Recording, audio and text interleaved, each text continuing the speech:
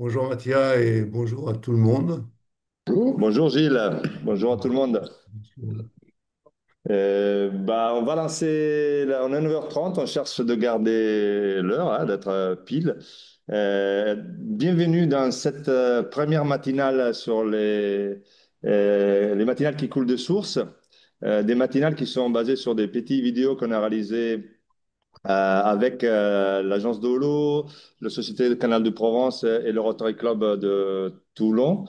Ce matin, on est du coup accueilli par le Canal de Provence dans leur siège. C'est une version du coup hybride, hein, visio-présentielle. À partir de demain, les matinales seront seulement en visio. Mais aujourd'hui, on est très content d'être accueillis. On a du public en salle aussi. Donc, deux petites règles en visio. Simplement, voilà, cherchez de lever la main si vous avez une question à un moment donné, de couper vos micros éventuellement. Voilà, pour qu'on puisse après recueillir vos questions et répondre.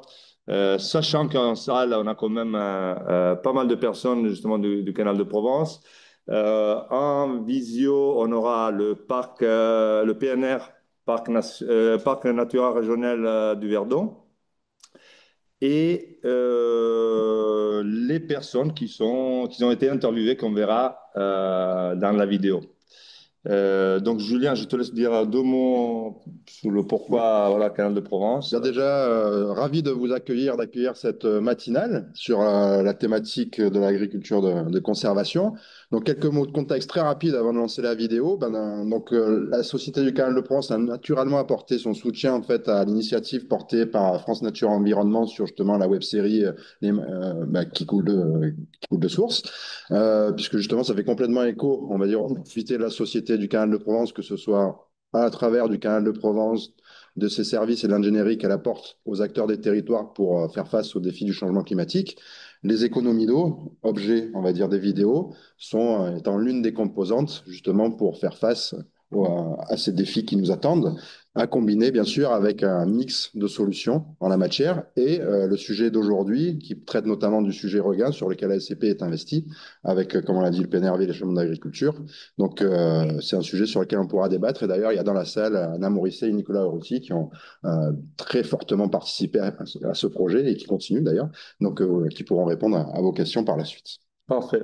Ben, merci beaucoup. Effectivement, très, très rapidement, cette vidéo, en fait, a été développée sur le projet Regain. Le projet Regain, c'est accompagner les agriculteurs du plateau de Valensole dans la transition agroécologique. Et les partenaires, du coup, c'est le PNR Verdon, la Chambre d'agriculture 04 et la SCP. Voilà. Simplement vous dire, voilà, une slide, pas plus, pour vous expliquer simplement le principe de la série. En fait, on a fait des vidéos comme vous allez le voir, sont dans différents domaines de l'eau, en fait, l'agriculture, l'industrie, le tourisme et les collectivités. Donc voilà, il y en a un peu pour tout le monde. Je vous ai mis les trois qui touchent un peu à l'agriculture. Une c'est sur sur la forêt plutôt. Mais voilà, sachez qu'à la fin, je vous montrerai un peu les rendez-vous à venir. Et que vous trouvez, en tout cas, ces vidéos-là, si vous voulez les partager, sont libres sur Internet, sur notre chaîne YouTube de France Nature Environnement Provence-Alpes-Côte d'Azur. Donc, rien de plus facile que taper sur YouTube, ça coule de source et vous trouverez toutes les vidéos que vous pouvez partager autour de vous si besoin. Je lancerai la vidéo, comme ça on ne perd pas du temps. Et on revient après pour les échanges. Merci je vois Vincent, Laurent, voilà, qu'ils ont participé. Laura, je ne la vois pas, Vincent, mais bon, après on verra. Et voilà, qui pourront répondre à nos questions à la salle et en visio. Voilà, le son devrait marcher plutôt bien. J'espère que la vidéo, la connexion devrait tenir. Vous me direz. C'est la première matinale, donc on va tester hein, cette version-là, qui n'est pas via fibre, donc, mais voilà, on a quand même un bon Wi-Fi. J'espère que ça tiendra. Je lance la vidéo et on se voit dans 7 minutes. Merci, Jules.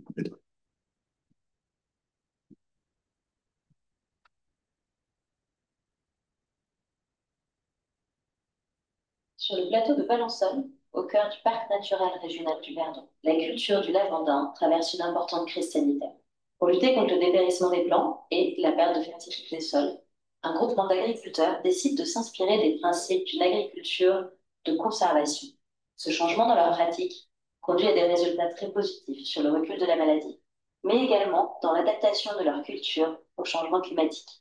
En fait, les lavandes souffrent moins quand elles ne sont pas binées plutôt que quand elles sont binées. Quand elles sont binées, il fait 10-15 degrés de plus au sol au moment des grandes chaleurs. Ces 10-15 degrés, il va falloir qu'elles supportent, les met en condition de stress. Et je crois qu'il ne faut pas chercher ailleurs les causes profondes du dépérissement de la lavande qu'on a actuellement. Il faut les chercher ailleurs que dans un épuisement des sols et dans des pratiques qui ne sont pas adaptées au réchauffement climatique actuel. Le déclic, au début, ça a été Regain, qui a été mis en place par le parc et plusieurs autres organismes. Et aussi le changement climatique et les sécheresses qu'on commence à avoir chaque année. Mon père, depuis que je suis arrivé ici, m'a toujours raconté des histoires liées à des phénomènes érosifs. Donc, il a connu des orages extrêmement puissants qui ont créé des ravines dans lesquelles il pouvait lui-même rentrer entièrement. Et ça, en l'espace d'une après-midi. Donc, ces orages, ça fait partie du climat méditerranéen depuis toujours, mais ça ne va pas en s'arrangeant. On se projette dans l'avenir et on essaye de chercher des solutions pour stocker cette eau. Tom Lucien Gain, c'est une démarche qui est venue volonté d'améliorer la qualité des sols. Sur le plateau de Valençol, on sait que les sols ont été, il y a eu des preuves par le travail du sol assez intensif qu'il peut y avoir. Et donc voilà, restaurer les taux de matière organique qui chutent dans les sols par ici. Grâce à Regain, en fait, ça a fédéré un certain nombre d'agriculteurs qui posaient des questions, chacun de leur côté, et leurs petits essais aussi. Regain, pour aller à créer le véhicule voilà, est en sorte. Des actions qu'on a inculquées, donc en premier lieu, c'est l'épandage des pailles qui ont à peu près 8-9 mois en l'intérant des lavandins. L'objectif, c'est d'apporter donc de la matière organique au sol pour ensuite une meilleure capacité de rétention d'eau. Ensuite, il y a les couverts végétaux. Ça a été développé aussi donc, avec notre GI2E là, on est plusieurs à faire ça. Donc, c'est des couverts végétaux dans les terrains de lavandin. Couverture végétale, c'est pas forcément quelque chose de très compliqué. En l'occurrence, nous, on laisse beaucoup venir spontanément des plantes dites adventices qui font partie de la flore locale. On considère que la flore locale, c'est la flore la mieux adaptée à notre climat. C'est celle qui résiste le mieux aux sécheresses. Donc, on cherche pas tellement à implanter des espèces ou des variétés qui viendraient d'ailleurs. On laisse surtout faire la nature. Par contre, il est très important de gérer ces couverts végétaux pour pas qu'ils soient en situation de concurrencer des cultures dont on veut récolter les fruits. Pour les lavandes, par exemple, il n'est pas question de laisser monter ces couverts végétaux plus haut que les lavandes.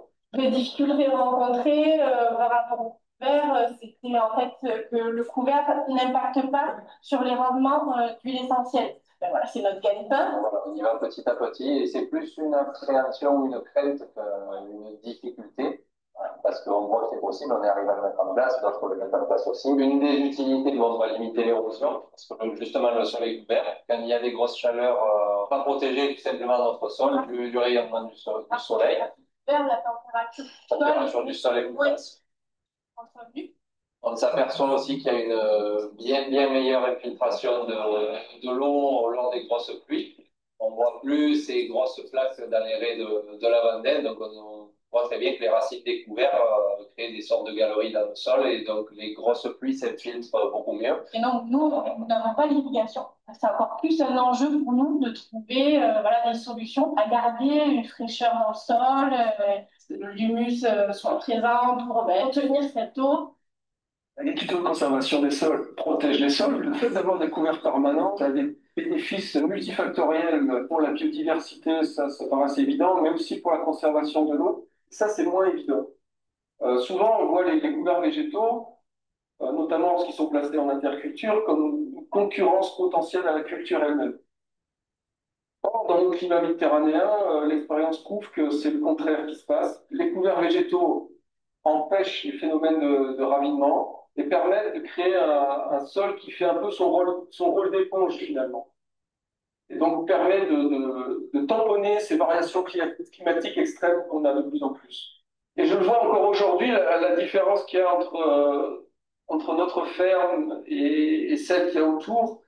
Quand il y a des gros orages, c'est flagrant. Chez nous, il y a pas de ravinement. Et depuis chez les voisins arrivent des coulées de boue vraiment spectaculaires. Je suis quelque part triste pour eux parce que finalement, c'est leur capital sol qui est fréquent. Il faut que les mentalités évoluent par rapport à ça, vraiment. Pour l'avoir vécu aussi, je comprends tout à fait tout ce qui est lié à la peur de changer en agriculture. Parce qu'il y a le regard des autres, très important, le regard des autres, et parce qu'on a peur de ne pas maîtriser. Quand on est agriculteur, le seul patron, c'est la météo. Et là, le patron, il devient un peu dingue, ça fait peur. Donc, finalement, la meilleure manière d'être solide par rapport à ça, c'est l'agriculture de conservation. Si on pouvait donner un conseil aux autres agriculteurs, ça, c'est se regrouper en fait, pas rester dans son coin. C'est sûr que ça donne un peu plus confiance, ça enlève un peu d'appréhension parce qu'on est plusieurs à faire le test, à faire des expériences. On n'a pas eu d'impact négatif sur nos rendements par rapport à ces nouvelles expérimentations. Au contraire, ça a été que du positif. Ouais, voilà, plutôt du positif. Voilà, oui, allez. Accepter de faire évoluer nos pratiques agricoles et s'inspirer de l'agriculture de conservation, par exemple, c'est miser sur la bonne santé des sols en optimisant les ressources en eau. Mais c'est aussi agir directement pour la biodiversité. Ici, en garantissant aux outardes canepetières, espèces emblématiques et parapluies des prairies provençales, un habitat viable pour les femelles qui nichent au printemps dans les couverts permanents comme chez Laurent, et des ressources alimentaires l'hiver dans les interrants semés comme chez Laura et Vincent. Vous voyez, quand on s'y met ensemble, ça coule de sens. Voilà. Alors, je reviens. Hop, notre série. Hop, voilà. Alors, comme vous avez vu, alors, c'est pas. Ah, attendez, excusez-moi, la vidéo est partie. Hop, Sur le plateau de balanceur. voilà, c'est bon. Voilà, c'est pas facile, hein, de tout gérer là, en temps distance. Voilà. Je disais que voilà, dans ce cas précis cette vidéo, voilà, c'est pas une vraie économie d'eau, hein, c'est pas qu'on va faire de l'ingénierie, etc. Là, c'est vraiment d'agir sur les sols pour qu'ils puissent, comme ça a été cité, voilà, développer en fonction des éponges, de garder cette eau qui tombe du ciel et qui souvent ruisselle très et trop vite des fois pour le manque de protection de nos sols vers les cours d'eau en les polluant et en faisant en fait, on fait des dommages dans les rivières et il y a les agriculteurs qui perdent leur capital sol. Donc dans ce cas-là, c'est plutôt concentré sur cet aspect-là, comme on aura aussi dans la série des vignerons dans le Var, dans la deuxième série qu'on aura en novembre. Voilà. Est-ce que je voulais savoir s'il y a il y a des questions en salle vous avez interpellé pour quelque chose de particulier, sachant que les personnes voilà, qui étaient interviewées sont là. Lucine, qui est co-animatrice de Démarche Regain, et Julie-Marie aussi, pour Natura 2000 sur le plateau de Valençol, sont là aussi.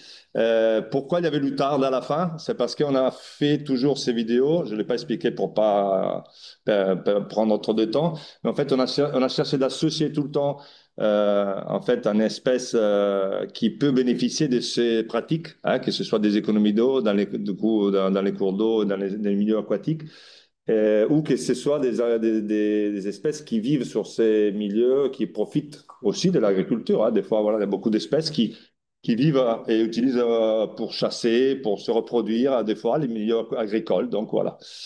Cette fois-là, c'était l'outarde, et justement, c'est Julie qui travaille sur ça.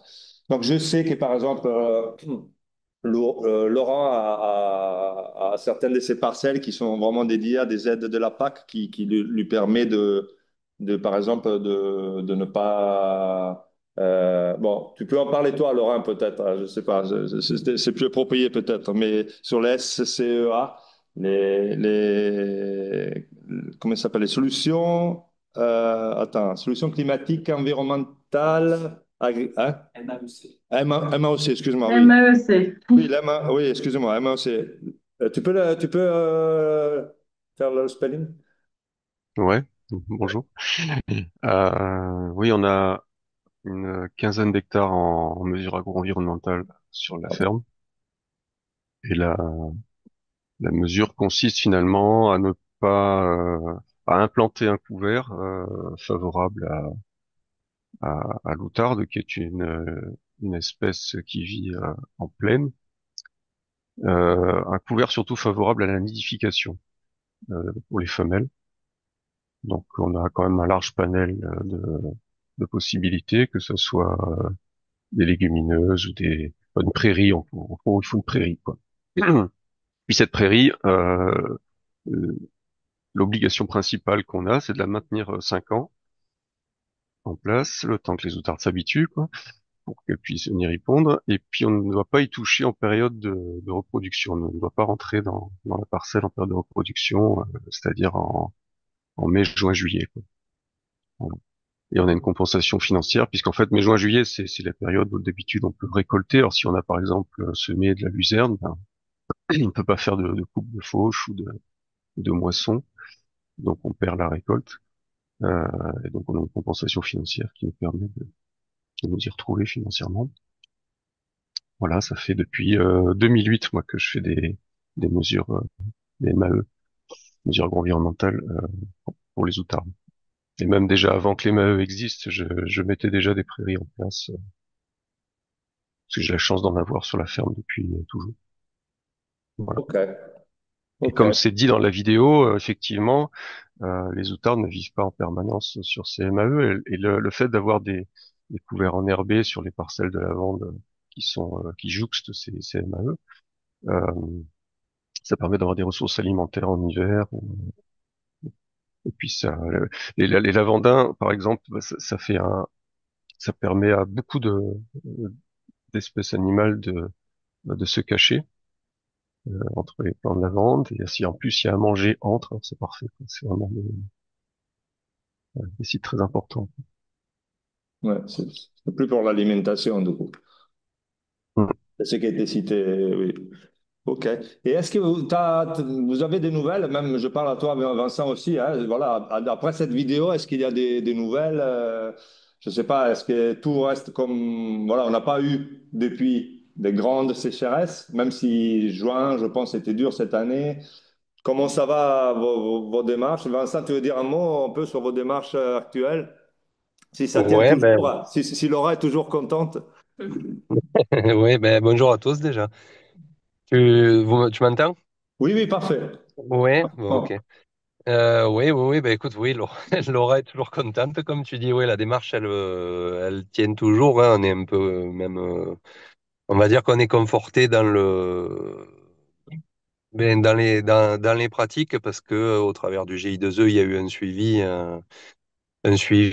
que ce soit avec l'état sanitaire des plantations, avec les tensiomètres qu'on a installés avec le canal de Provence en partenariat avec le CRIEPAM aussi dans les parcelles couvertes.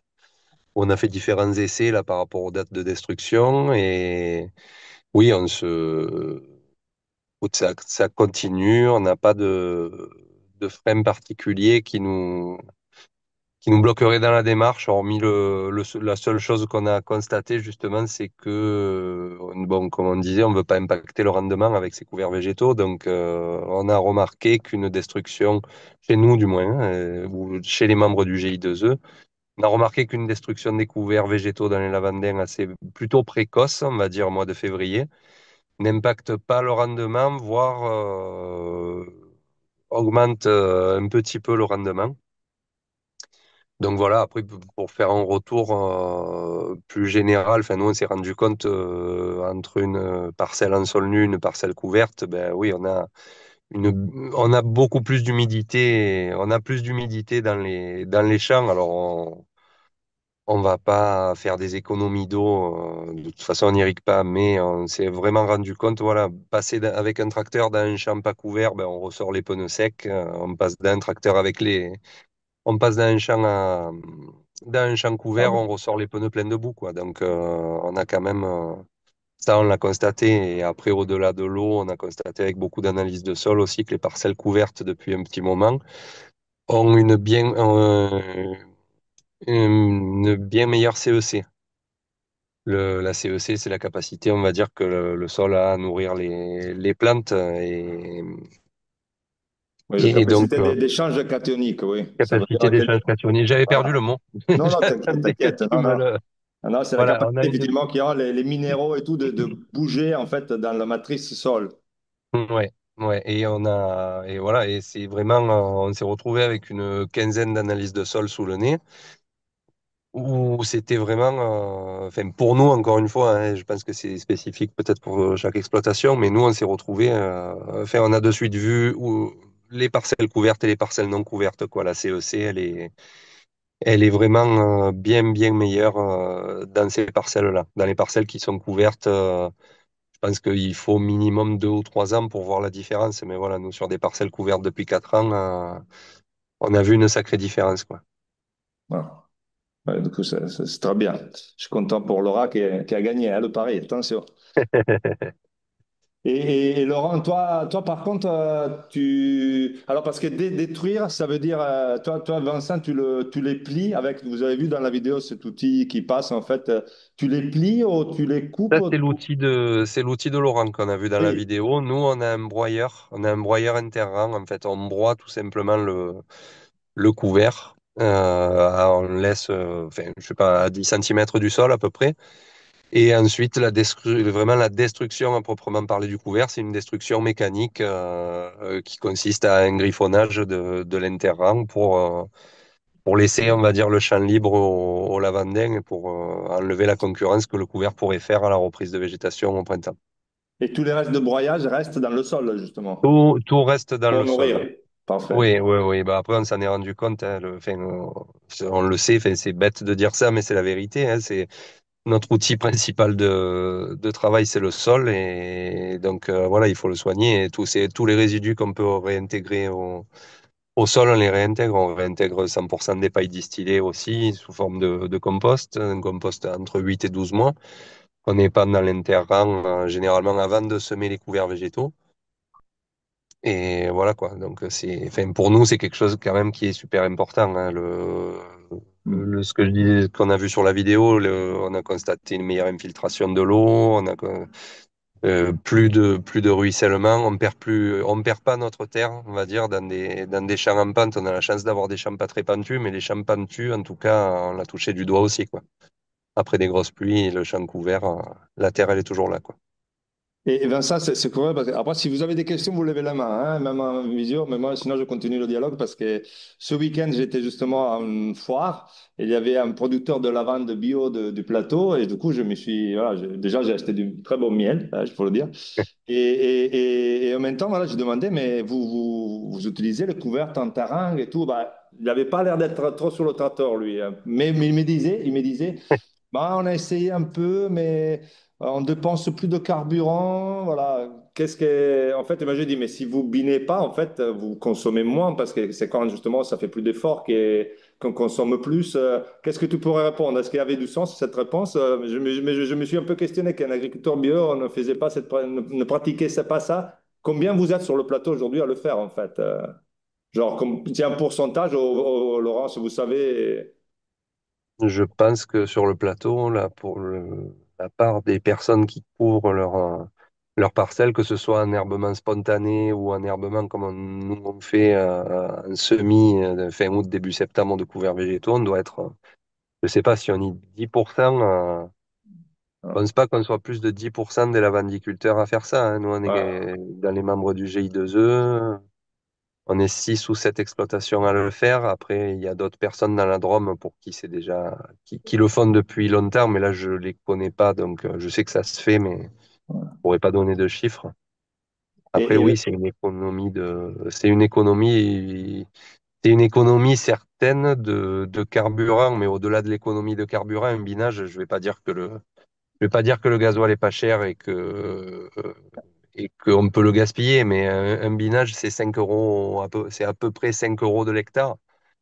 Le, le plus de la couverture, bon, tant mieux, ça nous fait, nous, personnel, enfin, sur l'exploitation, on économise 2 binages. on économise de binage, mais on voit plus ça Enfin, l'avantage qu'on y trouve, c'est les éléments apportés par les couverts végétaux, ce que je disais, l'infiltration de l'eau, on voit Mhm. beaucoup de présence d'auxiliaires, l'absence de ruissellement de l'eau, la meilleure infiltration de l'eau. Mhm. Mais Mais du coup, bien, comment tu expliques,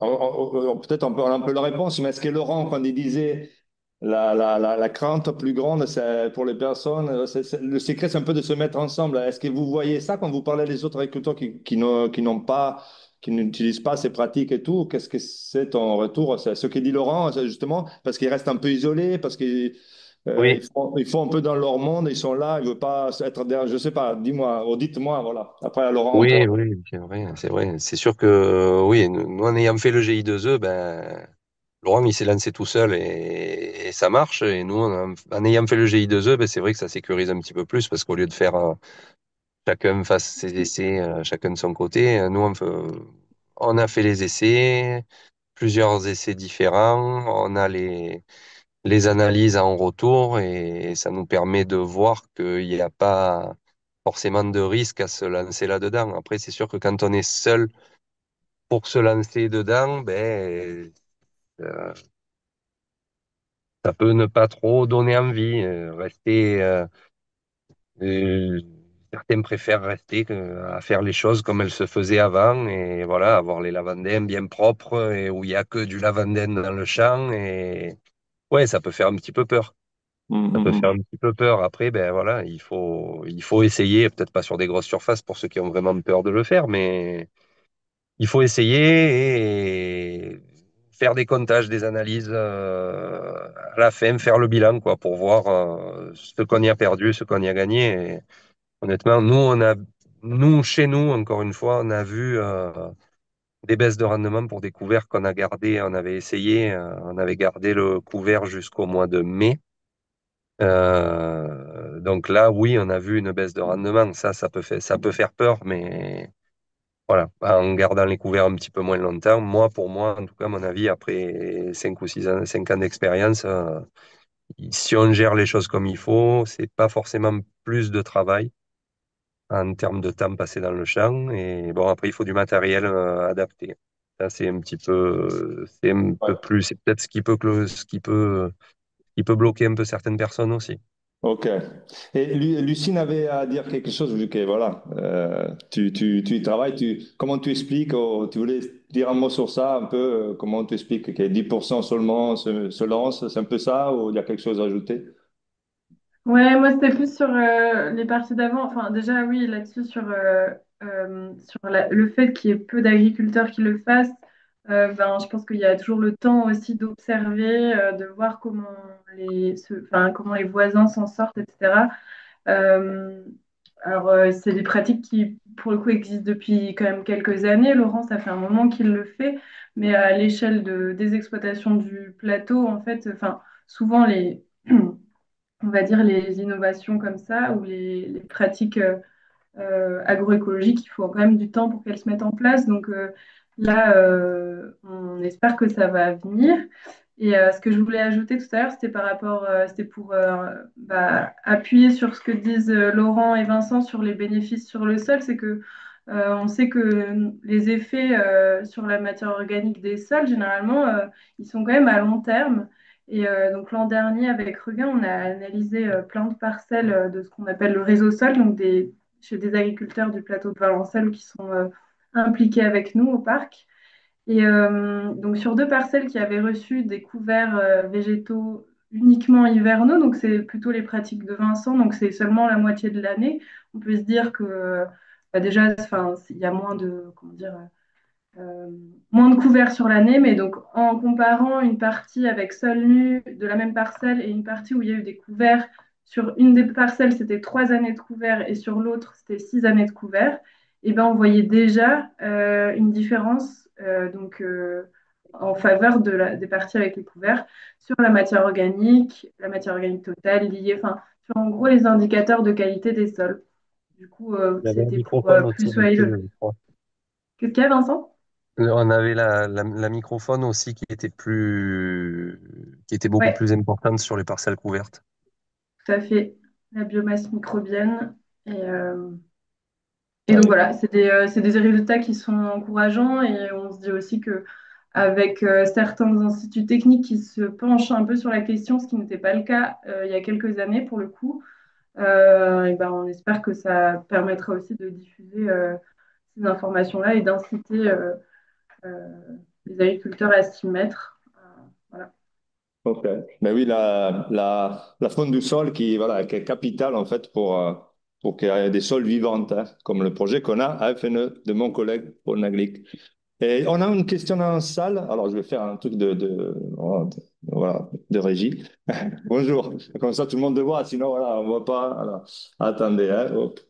Allez, bonjour. Dites. Justement, un peu sur la continuité de ce thème, est-ce qu'ils ont constaté un intérêt sur justement les ravageurs éventuellement du lagon nord? On sait que depuis quelques années, là, il y a des problèmes sur ces cultures-là. Est-ce que justement ces pratiques-là ont un impact positif aussi? Est-ce que ça a été constaté ou pas? Parce que ça peut être aussi un argument de plus pour le développement de de ces pratiques-là. Ouais. Laurent, tu veux répondre? Et après, Vincent, je sais pas, voilà. Sur les ravageurs, vous avez entendu bien? Oui, très Ok, bien. parfait. Ouais, ouais. Voilà. Les ravageurs, il y en a plusieurs distincts. Déjà, comme je l'explique dans la vidéo, il y a ce qu'on appelle le dépérissement, mais lavandin, mais qui est multifactoriel et dû au, fa- qui est dû au final à l'accumulation de tout un tas de maladies de faiblesse quand les plantes sont placées en conditions de stress hydrique ou stress de température. Euh, Là-dessus vient se rajouter un phytoplasme transmis par une cicadelle qui achève définitivement les plantations. Euh, Ça, clairement, le fait d'avoir découvert un terran, surtout s'ils sont permanents, comme dans mon cas, parce qu'en fait, du coup, le fait d'avoir découvert permanent, ça permet d'abaisser la température des sols au moment où elles sont ces températures les plus élevées. Donc à partir de juin, quoi, juin, juillet, août. Euh, donc là, clairement, moi, depuis que je fais parce que j'étais en conventionnel pendant 10 ans avant de passer en bio. Actuellement, je suis en bio depuis 2006 et avec les couverts permanents depuis 2012. Euh, Depuis 2012, tout ce qui est dépérissement et maladies, mais toutes les maladies en fait ont quasiment disparu. Donc oui, il y a un effet très visible concernant les maladies, les ravageurs, etc. Euh, Principalement parce que la température est plus faible. Et ça se voit aussi, par exemple, l'année dernière, on a eu une très grosse attaque de noctuelles avec des développements de chenilles qui ont mangé les fleurs juste avant la récolte. Euh, et j'ai vraiment constaté sur une parcelle limitrophe d'un voisin qui lui bine en permanence ses lavandes, euh, un décalage du développement des noctuelles de presque 15 jours. En fait, les insectes, pour se développer, ont besoin une somme de température, quantité d'énergie, quoi. Euh, donc si chaque jour il fait 10 à 12 degrés de moins au sol dans mes parcelles par rapport à celles du voisin, eh ben les chenilles vont se développer beaucoup plus lentement. Et le résultat, ça a été que fin juillet, euh, moi j'ai pu faire ma récolte normalement, alors que lui, bah, toutes ses fleurs étaient par terre. Il y a 60 hectares qu'il a pas récolté. Simplement, les mêmes variétés tout côte à côte, hein, simplement du fait qu'il y a des parcelles qui sont enherbées et des parcelles qui ne le sont pas. C'était la seule variable. Donc oui, sur les ravageurs, c'est plus que flagrant, quoi. Il y a pas photo. Mais ça, là, je parle vraiment dans un cadre d'enherbement permanent. Sur des enherbements hivernaux, l'effet existe aussi, mais certainement moindre, parce que les ravageurs sont moins actifs en période hivernale. Vincent, tu as un retour sur ça, toi, des collègues, ou, je sais pas. Ouais, mais écoute, moi, le retour, ben, justement, comme disait Laurent, hein, je suis un peu plus mitigé niveau ravageur. Au niveau de la cicadelle, sur la première année de plantation, ben, nous, on met un couvert là, depuis une dizaine d'années, donc un couvert qui reste de la plantation jusqu'à début septembre. Là, on ne parle pas de couvert hivernal, hein, on parle d'un couvert qu'on sème au mois de décembre ou janvier, c'est une graminée. Et là, oui, on s'est rendu compte que on a énormément moins d'attaques de cicadelles qui provoquent le dépérissement du plant. C'est même ce problème-là, il est vraiment passé pas aux oubliettes, mais voilà, on était quand même assez inquiet par rapport à cette cicadelle et l'installation du couvert jusqu'à la fin août crée peut-être une confusion pour ce ravageur qui fait que là, oui, de ce côté-là, on est très satisfait de la couverture. Après, ben, nous, on n'est pas encore à couvrir.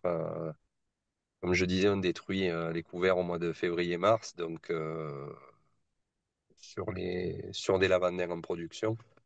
Donc, on n'en est pas encore là à couvrir toute l'année.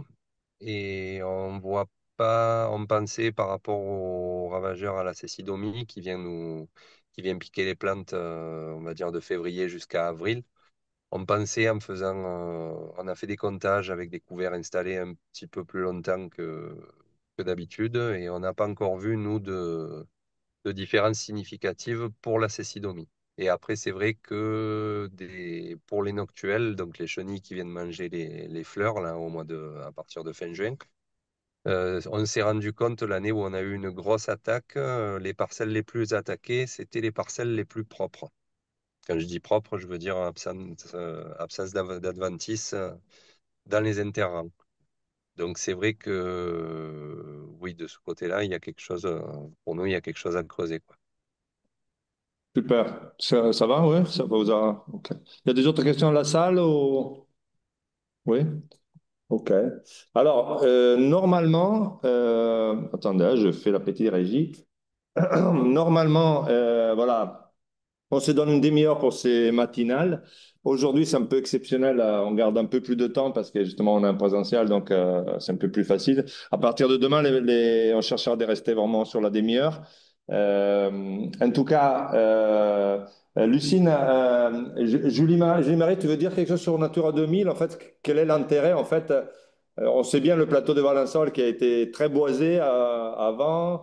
Il y a l'érosion éolienne avec le vent, il y a l'érosion due des pluies, et on cherche à garder la biodiversité. Qu'est-ce qu'il y a d'intéressant? Tu peux nous parler 2 secondes, un peu, voilà, 2 secondes, excuse-moi, mais on n'a pas trop de temps, mais voilà, un peu de ce que tu fais sur le plateau avec les agriculteurs et le reste des partenaires, voilà, sur le plateau de Valençon. Euh, du coup, c'est vrai que c'est une question peut-être un peu vaste, Ah oui. mais c'est vrai que le plateau de Valençol, du coup, il est classé Natura 2000 sur les deux directives, la directive oiseaux et la directive habitat faune-flore, pour principalement des enjeux liés à la vie faune des milieux, enfin les oiseaux des milieux agricoles et pour les chauves-souris. Et donc, du coup, on travaille beaucoup avec les agriculteurs et sur les milieux agricoles pour essayer de trouver voilà, des compromis en fait, entre les activités humaines et les activités économiques et la préservation de la biodiversité. Et donc bah, là, quand on travaille avec l'UCIM et les agriculteurs, que ce soit pour les MAO ou que ce soit pour la replantation de haies, nous, en fait, on va y trouver un intérêt, par exemple, pour le déplacement des chauves-souris. Et les chauves-souris qui, derrière, peuvent aussi devenir des auxiliaires de culture pour les agriculteurs. Et donc, en fait, c'est essayer de trouver un peu une synergie entre les activités humaines sur le plateau d'Alençol et la préservation des espèces qui sont aussi présentes. Donc, aujourd'hui, les actions qu'on mène, elles sont principalement sur les milieux agricoles. Mais effectivement, le plateau d'Alençol est aussi en grosse partie boisé. Et donc, on travaille aussi sur les aspects forestiers avec, du coup, une autre branche d'acteurs qui va plutôt du coup être avec les gestionnaires des espaces forestiers, les bûcherons, etc. Donc c'est assez diversifié et c'est d'essayer de trouver un compromis en fait entre tout le monde, quoi. Eh oui, de beau travail, de travailler dans l'environnement. Est-ce qu'il y a des autres questions? Vous avez des autres questions en salle? Moi, déjà, je voudrais remercier, en fait, parce que je voulais pas prendre trop de temps au départ. En fait, voilà, Lucie n'est pas dans les vidéos, mais a travaillé énormément pour m'aider à trouver les personnes. Chez nous, bah, il y a toute l'équipe et Gilles Pipien, qui est notre bénévole, qui a participé aussi à aider un peu cette série. Annelise Muller, Louane nous aide aujourd'hui dans la communication parce que notre chargé de com, ça ne me vient pas le nom. Anne, oui, mais Anne Lebeau, voilà, c'est le nom que j'arrive pas. Anne Lebeau est en congé maternité. Et donc voilà, je voulais vous remercier tous pour avoir participé. J'ai vraiment pris beaucoup de plaisir à vous rencontrer. Et si je peux retenir une chose, c'est justement comme Laurent l'a souligné, et on le voit en fait avec Vincent aussi, ces choses qui est très difficile en agriculture, le regard des autres. J'ai trouvé très intéressant cet aspect parce que je viens aussi d'un milieu agricole. Et c'est vrai que les agriculteurs sont toujours en train de regarder la parcelle de l'une et de l'autre. Et je pense que c'est hors de, voilà, d'avoir des beaux projets de ce type-là qui met ensemble les gens en fait pour faire le pas. Parce que c'est la difficulté la plus grande, effectivement, parce qu'ils jouent avec leur pain quotidien. Donc, il faut vraiment les accompagner pour aller vers cette transition. Et donc, voilà, bienvenue des projets de ce type. Voilà. Et d'ailleurs, Lucine, après, je donne la parole. Lucine, le projet a 4 ans, si je ne me trompe pas. C'est quoi l'évolution? Non, combien d'années? Je ne me rappelle plus. Et quelle est l'évolution du coup? Qu'est-ce qu'il y a à faire encore? Conquérir l'autre 90% des agriculteurs? Tu peux nous dire un peu?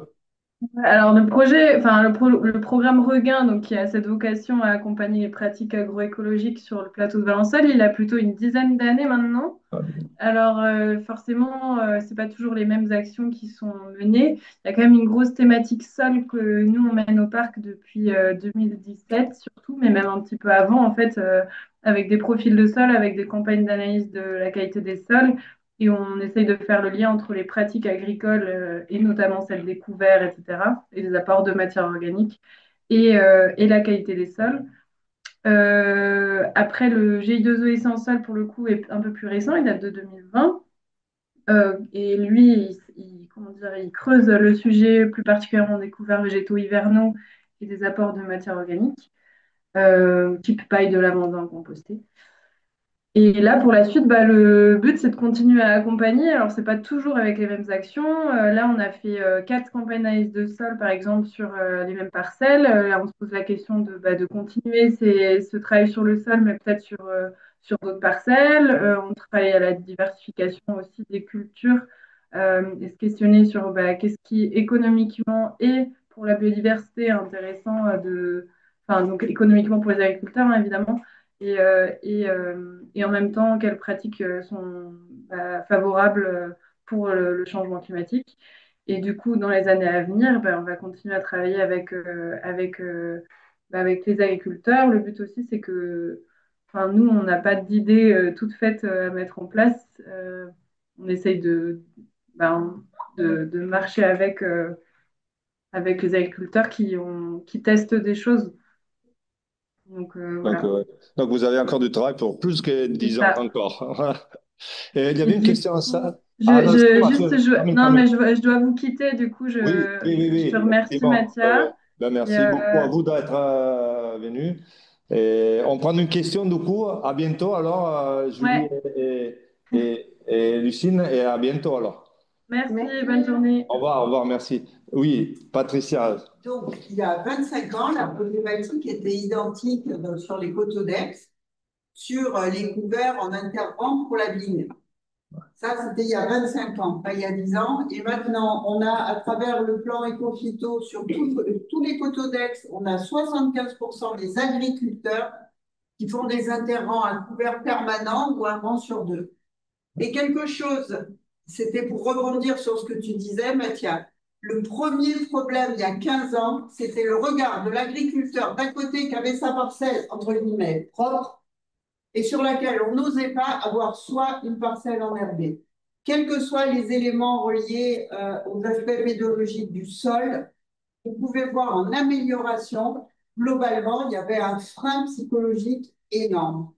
Et quand je vois qu'ils en sont sur le même type, hein, ravinement, sol éventuellement pauvre, érosion liée aux pluies, pareil, en bas de Ranville, les canaux, c'était de l'eau marron.